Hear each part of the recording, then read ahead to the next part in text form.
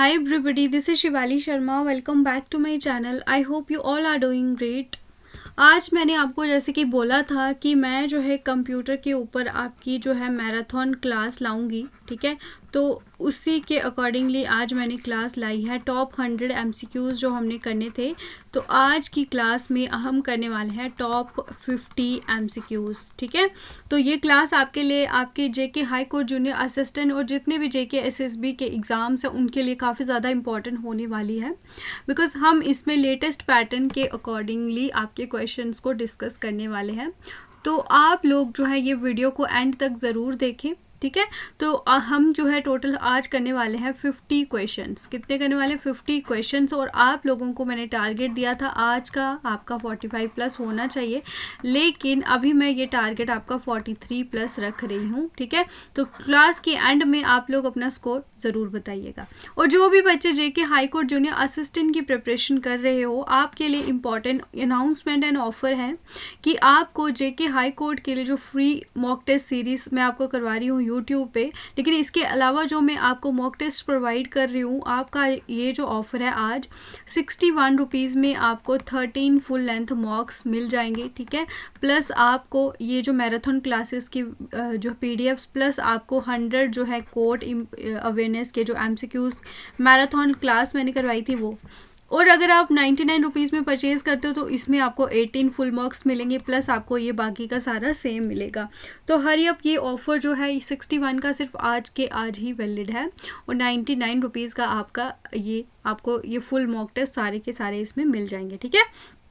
तो चलिए फिर आज जो है स्टार्ट करेंगे हमारा क्वेश्चन नंबर पहला, जो कि है काफ़ी ईजी। यूनिवैक की आप लोग बताइएगा acromion. Here are the options, आपको सही आंसर बताना है। तो ऑप्शन नंबर ए होगा यूनिवर्सल ऑटोमेटिक कंप्यूटर, ठीक है। तो इसके बारे में अगर हम देखें तो ये आपका क्या है, फर्स्ट ऑटोमेटिक कंप्यूटर है। क्या है? फर्स्ट यूनिवर्सल ऑटोमेटिक कंप्यूटर, जो कि फर्स्ट कमर्शियल कंप्यूटर है। तो ये आपको ध्यान रखना है, फर्स्ट कमर्शियल कंप्यूटर है। और जो है इसको डेवलप किसने किया था, डिज़ाइन इसको किसने किया था? जॉन मॉचली MAUCHLY और जे प्रेस्पर एकर्ट, ठीक है। तो इन्होंने ये डेवलप करा था, जिन्होंने आपका ENIAC को भी क्रिएट करा है, तो इन्होंने ही यूनिवैक को भी क्रिएट करा हुआ है। तो ये काफ़ी ज़्यादा इम्पॉर्टेंट क्वेश्चन है, आपको पता होना चाहिए। Next question, devices that enter information and let you communicate with the computer are called.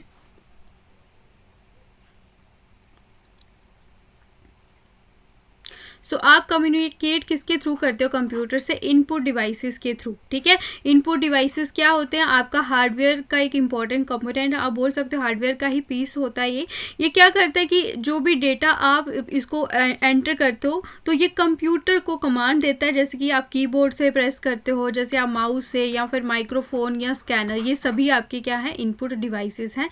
तो ये आपको ध्यान रखना है, क्या है, कीबोर्ड, माउस, और इसके अलावा आपका ये जो मैंने बताया माइक्रोफोन, स्कैनर, देन आपका वेब कैम, ये भी इनपुट डिवाइस है।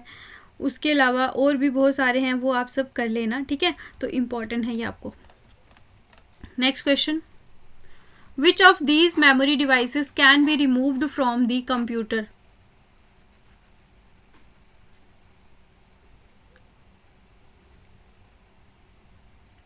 तो जो रिमूव हो जाती हैं तो उनको आप क्या बोलते हो? रिमूवेबल। क्या बोलते हो? रिमूवेबल मेमोरी डिवाइसेस, ठीक है। तो इनको रिमूव, और इनको हम इसका ऑप्शन नंबर अगर हम देखें तो ये इसका होगा ऑप्शन नंबर ए, फ्लॉपी डिस्क, ठीक है। तो इसके अलावा और भी काफ़ी सारी डिवाइसेस हैं जो कि आप देख सकते हो कि जिनको आप रिमूव कर सकते हो कंप्यूटर से।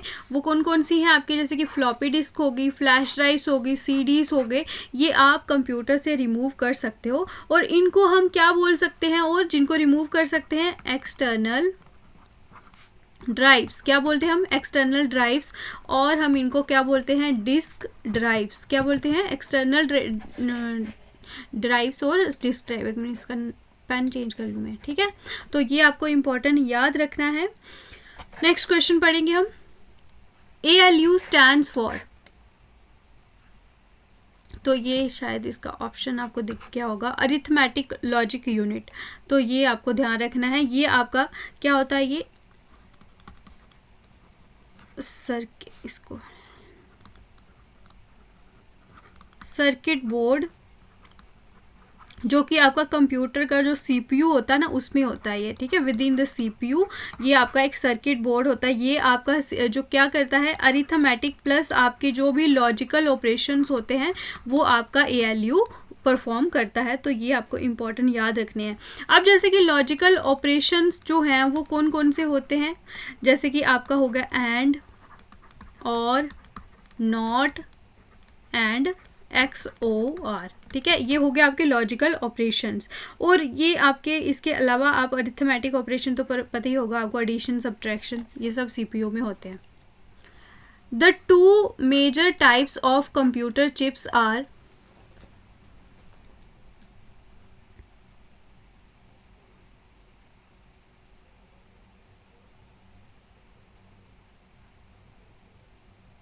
सो इस क्वेश्चन का सही आंसर होगा आपका both B and C, primary memory chip and microprocessor chip.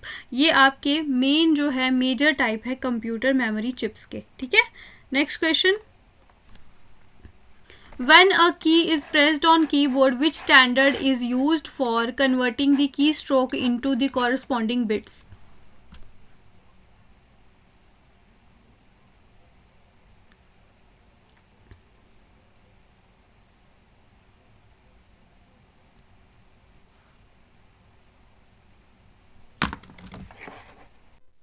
सो इसका ऑप्शन नंबर बी होगा American standard code for information interchange, ठीक है। तो ये आपका कन्वर्ट करता है, जो भी आप की स्ट्रोक में प्रेस करते हो उसको बिट्स में ये कन्वर्ट कर देता है, ठीक है।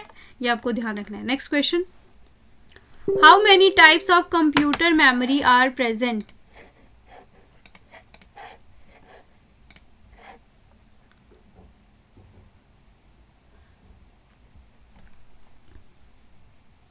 सो इसका ऑप्शन नंबर सी होगा। 3 तरह की आपकी कंप्यूटर की मेमोरी जो है अभी प्रेजेंट है, ठीक है, जो कि डेटा को स्टोर करती है कंप्यूटर पे। जैसे कि आपकी प्राइमरी मेमोरी होगी, जिसमें आपका रैम एंड रोम हो गया, random access memory and read only memory. फिर आएगी आपकी सेकेंडरी मेमोरी, जिसमें हार्ड डिस्क और CDs होते हैं। फिर आएगी आपकी कैश मेमोरी, ठीक है। तो ये तीन तरह की अभी आपकी मेमोरी डिवाइसेस हैं। और इसके अलावा अगर हम बात करें प्राइमरी मेमोरी की और रीड ओनली मेमोरी की पहले हम बात करेंगे, तो ये आपकी रीड ओनली मेमोरी जो है ये नॉन वोलेटाइल है। क्या है? नॉन वोलेटाइल मेमोरी है, ठीक है। यानी कि इसमें अगर पावर ऑफ भी हो जाए तो इस पे कोई इशू नहीं होता है, आपका डेटा जो है वो लूज़ नहीं करता कंटेंट। लेकिन अगर हम बात करेंगे रैम की, तो ये आपकी क्या है? वोलेटाइल मेमोरी है। क्या है ये? वोलेटाइल मेमोरी है, ठीक है। तो इसको जो है आपके कंप्यूटर के वर्क स्पेस भी बोल सकते हैं रैम को। और क्या बोलते हैं? कंप्यूटर की वर्क स्पेस। तो ये काफ़ी इंपॉर्टेंट क्वेश्चन है, आपको पूछ सकते हैं, क्योंकि कंप्यूटर में जो वर्क्स जब काम हो रहा होता है तो रैम पे ही आपका इनिशियल आपका डेटा स्टोर हो रहा होता है। अब सेकेंडरी मेमोरीज तो बहुत सारी हैं, हार्ड डिस्क हो गया, CD हो गया, अब SSD जो होते हैं ये भी सेकेंडरी हैं। क्लाउड स्टोरेज जो है ये इंपॉर्टेंट है, ये आपसे पूछ सकते हैं ये प्राइमरी है या सेकेंडरी है। तो क्लाउड स्टोरेज आपकी सेकेंडरी है, ठीक है। और टेप ड्राइव्स हो गए, ये भी आपके होते हैं। अब जैसे कि आपकी कैश मेमोरी होगी, इसको आप CPU मेमोरी बोलते हो। क्या बोलते हो? CPU मेमोरी भी बोलते हो। तो ये काफ़ी इंपॉर्टेंट है। और अगर हम बात करें सेकेंडरी मेमोरी की तो इसको आप और क्या बोलते हो? ऑक्सिलरी, AUXILLARY, ऑक्सिलरी मेमोरी, या फिर हम इसको बोल सकते हैं एक्सटर्नल मेमोरी। हम एक्सटर्नली कंप्यूटर में ऐड करते हैं, ठीक है। एक्सटर्नल मेमोरी भी बोलते हैं, या फिर ऑक्सिलरी मेमोरी, ठीक है। प्राइमरी मेमोरी तो आपकी जो है वो मेन मेमोरी होती है। Next question. Which device is used as the standard pointing device in a graphical user interface?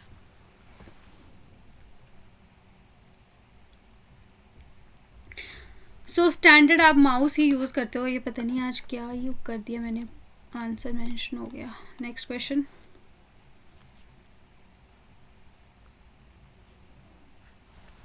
What is RAM in a computer? RAM क्या होता है अगर कंप्यूटर में आप देखोगे तो?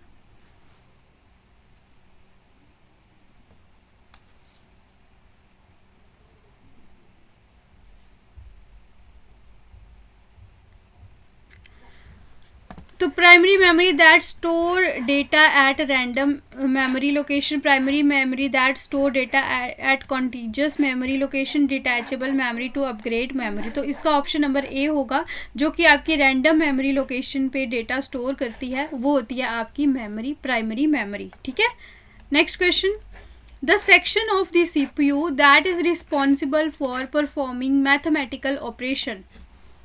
कहाँ पे होते हैं ये mathematical operation?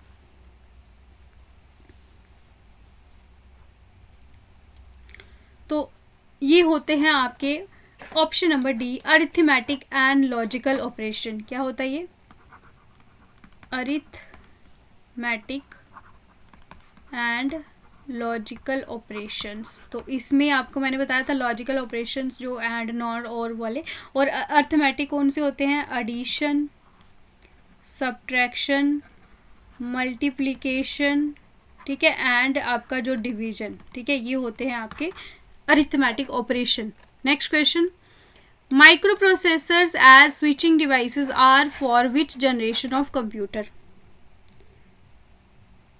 Microprocessor as switching devices आपके 4th जनरेशन कंप्यूटर में यूज होते थे।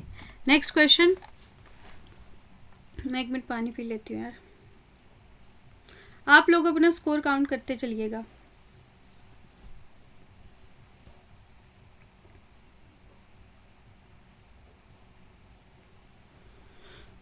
Any storage device that added to computer beyond the immediately usable main storage is known as?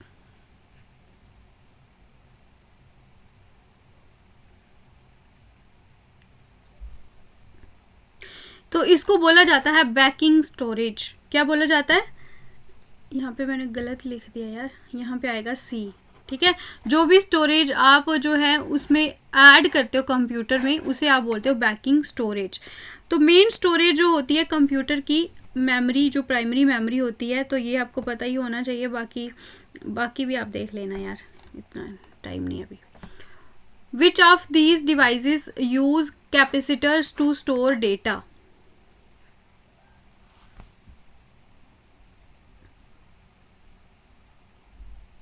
सो जो कैपेसिटर्स जो हैं वो आपके यूज़ करते हैं dynamic random access memory, D RAM जो है ये आपके कैपेसिटर्स यूज़ करते हैं, जहाँ पे हर एक जो कैपेसिटर होता है जो चिप के अंदर होता है, तो इसमें आपका single bit of information store होता है। ठीक है, तो ये आपको ध्यान रखना है, वो इलेक्ट्रिकल चार्ज के थ्रू ये आपका डेटा स्टोर करता है, और इस चार्ज को पीरियोडिकली, जो डायनेमिक रैंडम एक्सेस मेमोरी होती है, इसको पीरियोडिकली रिफ्रेश करना पड़ता है। ठीक है, तो ये इम्पोर्टेंट आपको याद रखना है ताकि डेटा लॉस ना हो जाए लीकेज की वजह से। नेक्स्ट क्वेश्चन, एस रैम का भी आपको पता होना चाहिए। डी रैम में आपके कैपेसिटर होते हैं ना, तो यहाँ पे आप देख लेना एस रैम क्या यूज़ करता है? ट्रांसिस्टर्स। ठीक है, ये आपका डेटा और इसमें आपका रिफ़्रेश करने की ज़रूरत नहीं पड़ती, जैसे कि डायनेमिक में जो है रिफ़्रेश करना पड़ता है। और जो स्टैटिक रैम होती है ये ज़्यादा एक्सपेंसिव भी होती है। ठीक है, इसी वजह से इसको बार बार रिफ़्रेश नहीं करना पड़ता। A list of coded instructions is called?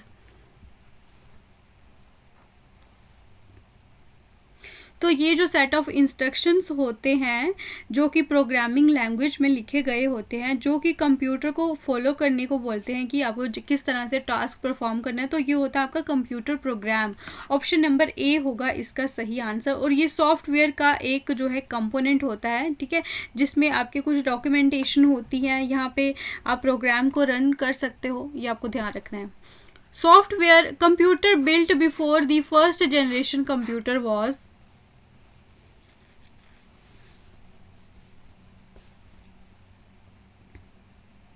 जो कि आपको पता है कि यहाँ पे आपके वैक्यूम ट्यूब्स पे बेस्ड होते थे ये कंप्यूटर्स, और इनको बोला जाता था इलेक्ट्रोमैकेनिकल कंप्यूटर्स। ठीक है, तो इसमें जो स्टोरेज जो होते थे वो क्या होते थे? स्टोरेज डिवाइसेस आपके व्हील्स, ठीक है, और आपके जैसे कि रोटरी स्विचेस हो गए, ये सब आपके स्टोरेज के लिए यूज़ होते थे, ठीक है, और इलेक्ट्रोमैग्नेटिक रिलेज यहाँ पे होती थी, और यहाँ पे पंच पेपर टेप यूज़ होते थे प्रोग्रामिंग के लिए। तो ये काफ़ी इंपॉर्टेंट क्वेश्चन है, आपको याद रखना है। Next question, based on the size of computer how many types of computers are present.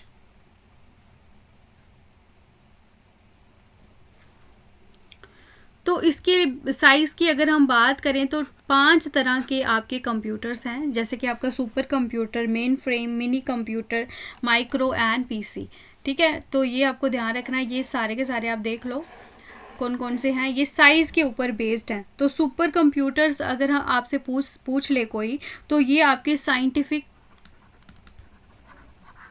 And आपका इंजीनियरिंग पर्पस के लिए यूज़ होते हैं सुपर कंप्यूटर, ठीक है। और बात करें मेन फ्रेम कंप्यूटर्स की, तो ये बड़े बड़े जो ऑर्गेनाइजेशन हैं, ठीक है, ऑर्गेनाइजेशन, अगर इनको बहुत ज़्यादा large amount of data process करना हो तो ये आपका मेन फ्रेम कंप्यूटर यूज़ करते हैं, ठीक है। उसके बाद आपका जो मिनी कंप्यूटर होते हैं, इनको आप क्या बोलते हो, mid range computers, mid range computers. फिर आएगी आपके work station computer, micro computer, PCs जो हैं ये आपके पर्सनल कंप्यूटर्स होते हैं, ठीक है। तो ये सब आप एक बार पढ़ लेना, इनकी इम्पॉर्टेंट है, ये साइज़ के ऊपर बेस्ड है। What is the main difference between a main frame and a super computer.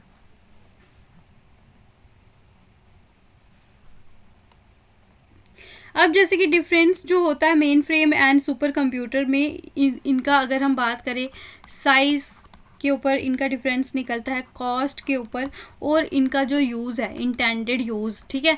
तो यहाँ पे अगर हम देखें ऑप्शन नंबर सी का, सुपर कंप्यूटर्स जो है ये क्या फोकस करते हैं कि कम प्रोग्राम्स को वो एग्जीक्यूट करें एज़ फास्ट एज़ पॉसिबल, लेकिन जो मेन फ्रेम कंप्यूटर्स क्या करते हैं, अपने पावर यूज़ करके ज़्यादा प्रोग्राम एक साथ वो जो है चला सकते हैं, एग्जीक्यूट करा सकते हैं। तो ऑप्शन नंबर सी होगा सही आंसर, ठीक है। सुपर कंप्यूटर क्या फोकस करता है, कुछ प्रोग्राम्स को फास्ट प्रोसेस करना, लेकिन मेन फ्रेम क्या होता है कि बहुत सारे प्रोग्राम्स को एक साथ वो प्रोसेस करवा सकता है। तो ये याद रखना है आपने।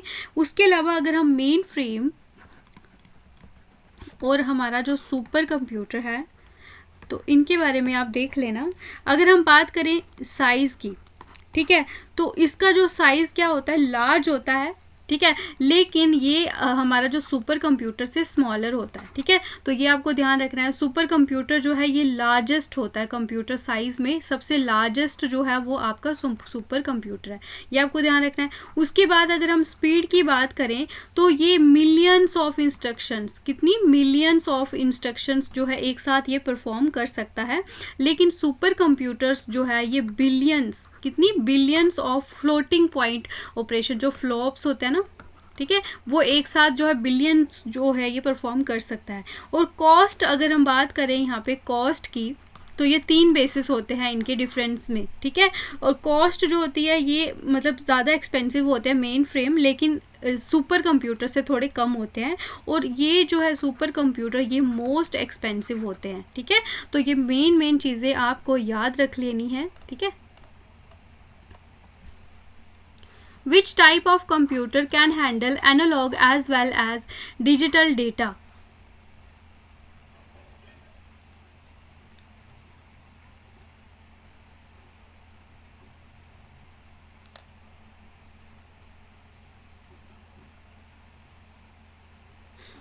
आप लोगों को मैं बता दूं कि परसों हमारा फुल मॉक टेस्ट होने वाला है, ठीक है। परसों क्या है आपका 19 फेब को आपका फुल मॉक टेस्ट होने वाला है, ठीक है। मैंने पहले तो इसी मंथ आपको करा देने थे सारे, बट अभी जैसे आपके पास टाइम है तो हम उस टाइम को यूटिलाइज़ करके हम रिवीजन के साथ अभी फुल मॉक करने वाले हैं, तो इसी वजह से मैं आपको थोड़ा टाइम दे रही हूँ, ठीक है। तो ये आपको ध्यान रखना है। तो परसों आपका जो फुल मॉक होगा उसके लिए कल का आपका मैं देखती हूँ कि कल क्लास होगी कि नहीं होगी, वो मैं आपको बता दूँगी, ठीक है, क्योंकि आपको मैं टाइम देना चाहती हूँ, बट फिर भी हम देख लेंगे कि हम कल क्लास करेंगे कि नहीं करेंगे, वो मैं आपको टेलीग्राम पे बता दूंगी।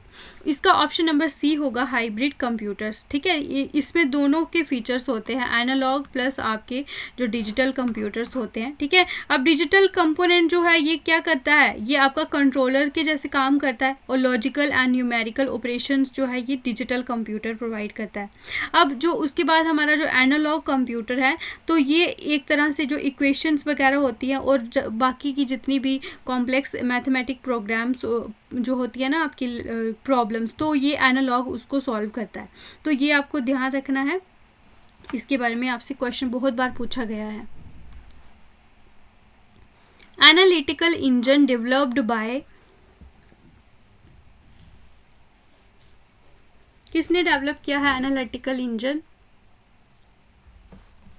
तो ऑप्शन नंबर बी जो है ये चार्ल्स बेबेज ने डेवलप करा है, जो आपका बेसिस बना था जो अभी हमारा जो मॉडर्न कंप्यूटर है, इसी वजह से इनको फादर ऑफ कंप्यूटर भी बोला जाता है।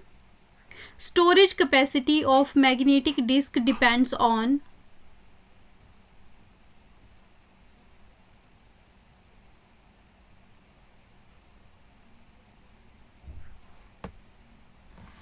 तो ये आपकी डिपेंड होती है ट्रैक्स पर इंच ऑफ सरफेस पे, बिट्स पर इंच ऑफ ट्रैक्स पे, डिस्क स्पैक इन डिस्क सरफेस, यानी कि सब पे ये डिपेंड होती है। Next question, name the first general purpose electronic computer. तो ये है आपका यूनिवैक, ये आपका पहला जनरल पर्पस इलेक्ट्रॉनिक कंप्यूटर है। ठीक है, next question, the first super computer was created in, दुनिया का पहला जो सुपर कंप्यूटर था वो कब क्रिएट हुआ था? 1976 में, और इसका नाम जो है ये आपका क्रे था, और इसको किसने क्रिएट करा था? रॉजर क्रे ने। तो इसका नाम भी क्या था? क्रे। ठीक है, ये आपको ध्यान रखना है। Which of these does not support multiple users at the same time?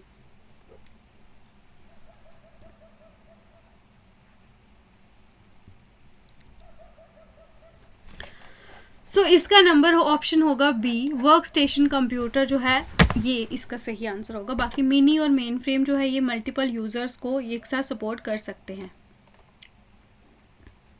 Work station computer जो है ये आपके सिंगल यूजर कंप्यूटर्स होते हैं, ये आपके स्पेसिफिक टास्क परफॉर्म करने के लिए क्रिएट किए गए होते हैं, जो जिसमें ज़्यादा एक्यूरेसी चाहिए होती है। ठीक है, Which type of computers uses the 8-bit code called EBCDIC?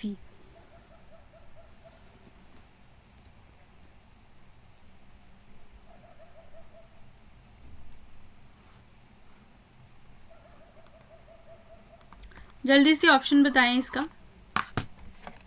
So option number C होगा इसका सही आंसर, मेन फ्रेम कंप्यूटर्स। ठीक है, नेक्स्ट क्वेश्चन। अब यहाँ पे एक तरह से इसकी आप फुल फॉर्म भी देख लेना, जो EBCDIC है ना, तो ये इस पे आपसे बहुत बार क्वेश्चन पूछा जाता है। तो इसकी फुल फॉर्म है extended binary coded decimal interchange code. ठीक है, ये आपसे पूछ सकते हैं। जो मेन फ्रेम्स होते हैं ना, मेन फ्रेम्स को और क्या बोलते हैं हम? Big iron. क्या बोलते हैं? Big iron. तो ये आपको ध्यान रखना है। IBC ने ये आपका इन्वेंट करा था। EBCDIC है ना जो, इसको किसने इन्वेंट किया है? IBM ने। तो ये आपके बड़े बड़े ऑर्गेनाइजेशन यूज़ करते हैं। मेन फ्रेम आपके किस किस में यूज़ होते हैं? बैंकिंग, हेल्थ, गवर्नमेंट, इंश्योरेंस, इन सब में ये आपके यूज़ होते हैं। ठीक है, मेन फ्रेम को बिग आयरन भी बोला जाता है। Next question, first computer of India is,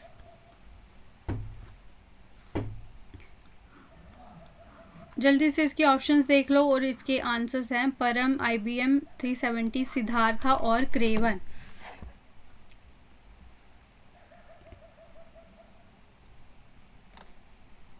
सो सिद्धार्था जो है ये आपका इंडिया का पहला सुपर कंप्यूटर है। तो पहला कंप्यूटर है सिद्धार्था हमारे इंडिया का। ठीक है, सुपर कंप्यूटर नहीं, computer. Next, PDA stands for. अभी हम जल्दी करेंगे क्योंकि अभी हमने 50 तक क्वेश्चंस करने हैं। तो पीडीए जो होता है इसकी फुल फॉर्म है पर्सनल डिजिटल असिस्टेंस, ठीक है। तो ऑप्शन नंबर सी होगा इसका सही answer. Next question, who developed integrated chips, किसने डेवलप करी थी आपकी इंटीग्रेटेड चिप्स? तो ये आपकी करी थी JS किलबाई ने, ठीक है। नेक्स्ट, डम टर्मिनल जो है ये इसमें क्या क्या होता है?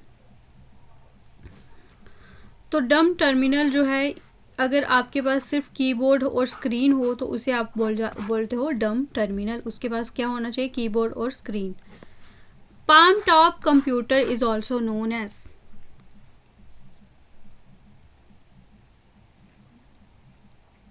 तो इसको बोला जाता है आपके हैंड हेल्ड कंप्यूटर्स भी बोला जाता है पाम टॉप कंप्यूटर्स को, ठीक है। Next question, a dash is a large and expensive computer capable of performing scientific and business applications. So I already told you and already explained this question, ये आपका super computers जो हैं ये perform कर सकते हैं, ठीक है। Which of these is a single user computer with huge RAM and added graphics? तो ये सिंगल यूज़र आपका कौन सा होता है? Work station computer. तो इसकी वर्क स्टेशन कंप्यूटर, और इसका जो है बहुत बड़ी रैम होगी और इसमें ग्राफिक्स भी ऐड होते हैं, ठीक है। और जो वर्क स्टेशन होते हैं ना, ये ऐसे कंप्यूटर्स है जिसका फास्ट माइक्रो प्रोसेसर होता है, बड़ी बड़ी लार्ज रैम होते हैं और इसमें ग्राफिक्स भी ऐड होते हैं। First super computer developed in India, हमने फर्स्ट कंप्यूटर पढ़ा था वो कौन सा था? आपका सिद्धार्थ था, ठीक है, इंडिया का। अब यहाँ पे आपका फर्स्ट सुपर कंप्यूटर जो डेवलप हुआ था इंडिया में वो था आपका परम।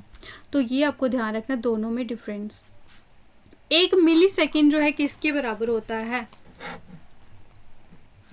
तो जो सेकेंड हमारा 1 सेकेंड जो होता है वो आपके 100th ऑफ जो है ये 1 मिली सेकेंड जो होता है, एक सेकेंड का 1000 पार्ट होता है, ठीक है।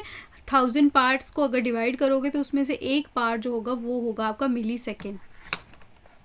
तो ऑप्शन नंबर सी होगा इसका सही answer. Which type of computer is used in automatic aircraft landing? तो उसके लिए स्पेशल पर्पस कंप्यूटर होते हैं, ठीक है। Next question, which of the following computers memory is characterized by low cost per bit stored?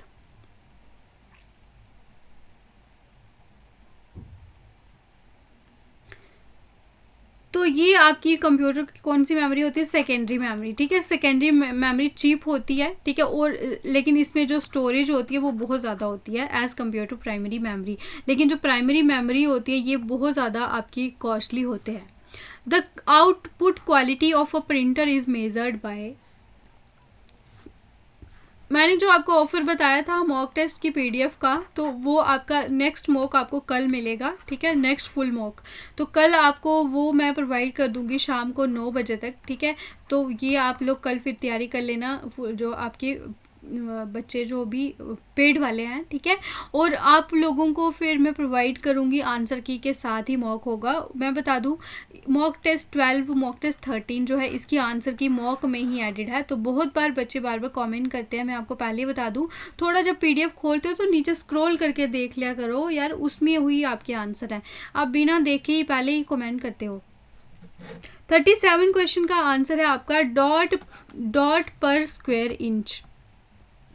In MS Word the default alignment for paragraph is, तो default alignment कहाँ पे आप कहाँ से स्टार्ट होता है पैराग्राफ? वो आपका लेफ्ट से स्टार्ट होता है, ठीक है। Which of the following storage devices can store maximum amount of data? तो सबसे ज़्यादा अमाउंट ऑफ डेटा आपकी हार्ड डिस्क जो है ये स्टोर कर सकती है। Shortcut key to go to the last line in the document, so आप अगर Ctrl+End प्रेस करोगे तो लास्ट लाइन पे पहुंच जाओगे डॉक्यूमेंट के। Which computer was considered the first electronic computer until 1973 when court invalidated the patent? तो ये पहला इलेक्ट्रॉनिक कंप्यूटर था, तो ये आपका था ENIAC। Option number A is the correct answer. In Excel an active cell can be represented by, so अगर कोई एक्टिव सेल हो तो ये जो है ये इसमें सही आ रहा है A4, ठीक है, ये आपका एक्टिव सेल इससे रिप्रेजेंट होता है. Which command brings you to the first slide in your presentation. Control plus end से आप लास्ट लाइन में पहुंच जाते थे, लेकिन यहाँ पे आपकी पावर पॉइंट की बात हो रही है, MS पावर पॉइंट की, तो फर्स्ट स्लाइड में जाना होगा तो कंट्रोल प्लस होम पे जा सकते हो आप फर्स्ट स्लाइड पे, ठीक है. Which of the following is not an input device.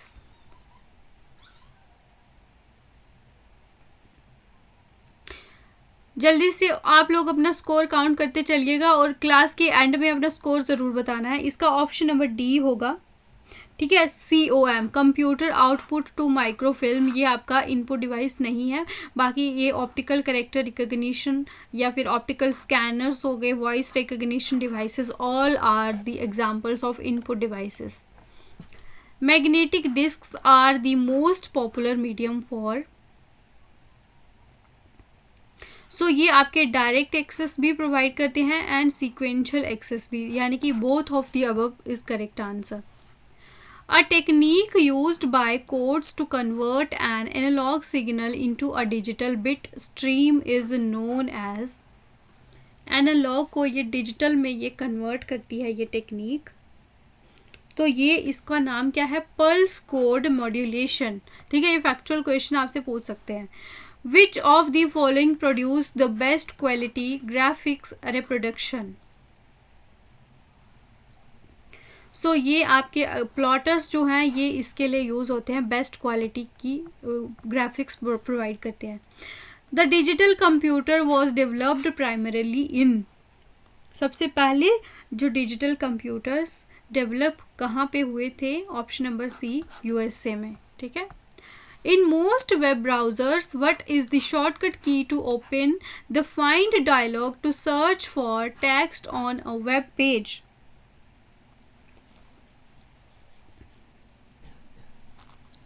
सो अगर आपको कुछ फाइंड डायलॉग बॉक्स सर्च कुछ टेक्स्ट भी करना हो, फाइंड करना हो, तो आपको कंट्रोल प्लस F जो है ये इससे सर्च कर सकते हो.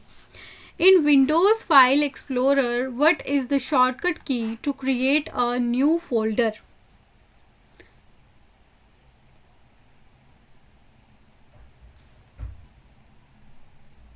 सो ऑप्शन नंबर बी होगा इसका सही आंसर, ठीक है. Control plus shift plus N press करोगे तो आप नए फोल्डर में यहाँ पे शॉर्टकट की को से आप नया फोल्डर क्रिएट कर सकते हो. तो 50 में से आप लोगों का कितना स्कोर रहा है ये आपका आज होमवर्क है कि आप लोगों ने ये क्या करना है, कमेंट सेक्शन में मेरे को बताना है. If you are serious aspirant और आप अगर हमारे चैनल के जेन्यून एस्पिरेंट हो, ठीक है, और डेली वीडियोस देखते हो, आपको लगता है कि ये कमेंट करना ज़रूरी है तो आप लोग करेंगे. आपको लगता है कि ऐसी मैम बोल रही है, बोलती रहती है तो बोलने दो, तो फिर आप वो आपके ऊपर डिपेंड है, ठीक है. बाकी आप लोगों को अगर कल की क्लास चाहिए तो वो किस टॉपिक पे चाहिए, ठीक है, वो बता देना. करंट अफेयर्स हो गया या फिर आपका इंग्लिश हो गया, तो या फिर मिक्स हो गया, या फिर आप मुझे बता देना, ठीक है. तो इसी के साथ हमारी क्लास होती है ख़त्म. परसों आपका क्या हो जाएगा, फुल मॉक. क्या होगा, full mock. You all have to prepare for that mock and in that mock I will add current affairs of last 3 months. तो लास्ट 3 मंथ्स यानी कि दिसंबर हो गया आपका, नवंबर हो गया एंड जनवरी. तो ये तीनों मंथ्स आपको अच्छे से पढ़ के आना है, ठीक है. और ये रिवीजन हो रही है. और इसके साथ मैं आपको बता दूं, आप फरवरी 2024 का इसको भी थोड़ा बहुत पढ़ के आ जाना. मैं कुछ क्वेश्चंस पूछूंगी, ठीक है. अब इसमें मैं आपको बता दूं कि जो JNK के रिलेटेड कुछ फैक्चुअल क्वेश्चंस होंगे, JNK असेंबली के रिलेटेड हो गया, या JNK रीऑर्गेनाइजेशन एक्ट से क्या क्या क्वेश्चंस आपके जो करंट में थे वो आपसे पूछने के चांसेस हो सकते हैं. I will add those questions to in that mock test. So prepare well for that exam because that is not going to be an easy mock paper that all other channels provides you, ठीक है.